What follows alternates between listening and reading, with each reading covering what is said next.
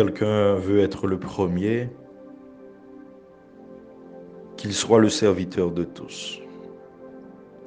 Sœurs et frères, paix et joie. La page évangélique du jour nous raconte une journée de mission de plus de Jésus avec ses disciples. Il fait encore une annonce de sa passion et exprime son souci pour garder le secret messianique. Jésus fut témoin aujourd'hui d'une scène laissant refléter parmi ses disciples de la jalousie et des rivalités. Ce qui nous arrive souvent à nous aussi, devant des situations où la pression de la société prend le dessus, où les honneurs nous font des clins d'œil, et là commencent les scènes de jalousie et de rivalité. Jésus, à travers l'image de cet enfant placé au milieu des disciples, les propose et nous propose le chemin de l'humilité et du service comme chemin d'autorité. Alors que Paul nous dira dans la deuxième lecture que la jalousie et les rivalités mènent au désordre et à toutes sortes d'actions malfaisantes. Frères et sœurs, nous vivons dans un monde qui se mue à une vitesse vertigineuse. Les acquis de plusieurs millénaires s'évanouissent. Le relativisme s'installe comme un absolu. On devient promoteur d'une liberté sans Dieu et d'un absolu sans Dieu, et même d'un aujourd'hui sans Dieu. D'où les écarts, les effritements de valeurs, la remontée des mauvaises mœurs, l'officialisation de certaines pratiques jugées immorales. Nous nous apercevons, chrétiens et personnes de bonne volonté, en plein combat spirituel. La première lecture nous fait penser, en ces termes, à cette lutte permanente entre ombres et lumières, entre le mal et le bien. Attirons le juste dans un piège, car il nous contrarie, il s'oppose à nos entreprises. Il nous reproche de désobéir à la loi de Dieu et nous accuse d'infidélité à notre éducation.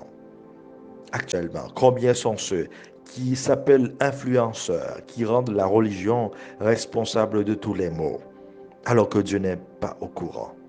Combien sont-ils ceux qui attirent les jeunes vers des sentiers inconnus et les mènent par des chemins qu'eux-mêmes ils ignorent? Combien de directeurs d'opinion induisent en erreur toute une frange de la population?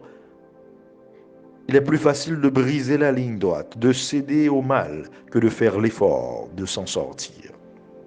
Ils disent, si le juste est fils de Dieu, Dieu l'assistera, il l'arrachera aux mains de ses adversaires. Soumettons-le à des outrages et à des tourments. Nous saurons ce que vaut sa douceur, nous éprouverons sa patience. Sœurs et frères, il faut résister au mal et à l'esprit du mal. Soyez sur vos gardes en appliquant ces paroles de l'apôtre Pierre. Soyez sobres, soyez vigilants. Votre adversaire, le démon, comme un lion qui rugit, va et vient à la recherche de sa proie. Et résistez-lui avec la force de la foi. 1 Pierre chapitre 5, les versets 8 et 9a. La foi dont on parle Pierre est celle qu'il a lui-même expérimentée lors des périples à côté de son maître.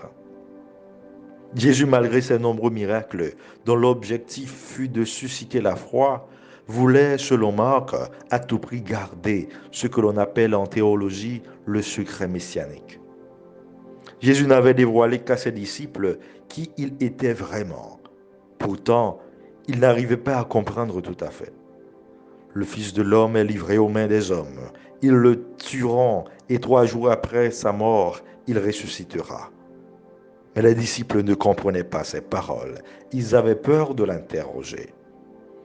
Par contre, ils avaient discuté entre eux pour savoir qui était le plus grand. Nous tombons si souvent dans ces pièges de grandeur. Nous sommes souvent à la recherche de grades, de titres, de postes importants, qui plus est de dominer en permanence, sans nous dire que tout est une question de service. Jésus nous exhorte à ne pas nous enorgueillir. Il nous enseigne que la vraie autorité, c'est le service.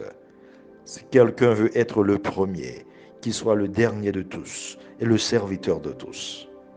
Et l'une des valeurs qu'il faut cultiver pour que ce service soit efficient et efficace, c'est l'humilité. Nos peuples, nos communautés, nos entreprises, l'État souffre si souvent de personnes qui cherchent leurs propres intérêts au lieu de se soucier du service et du bien commun, de l'intérêt commun. Et combien de fois nous nous battons, nous avons des rivalités entre nous, alors que le service est loin d'être notre motivation première. Ainsi, l'apôtre Paul nous invite à cultiver la sagesse qui vient d'en haut, qui est d'abord pure, puis pacifique, bienveillante, conciliante, pleine de miséricorde et féconde en bons fruits, sans parti pris, sans hypocrisie. Frères et sœurs, le malin cherche toujours à profiter de nos chutes pour nous attirer vers lui. Ne laissons pas les rivalités, la jalousie, l'hypocrisie prendre les commandes de nos vies. Demandons au Seigneur de nous donner la sagesse, l'humilité et l'esprit de service pour que nous le servions et que nous soyons au service de nos frères et sœurs chaque jour, dans l'amour, la justice et la vérité, avec un cœur d'enfant. Amen.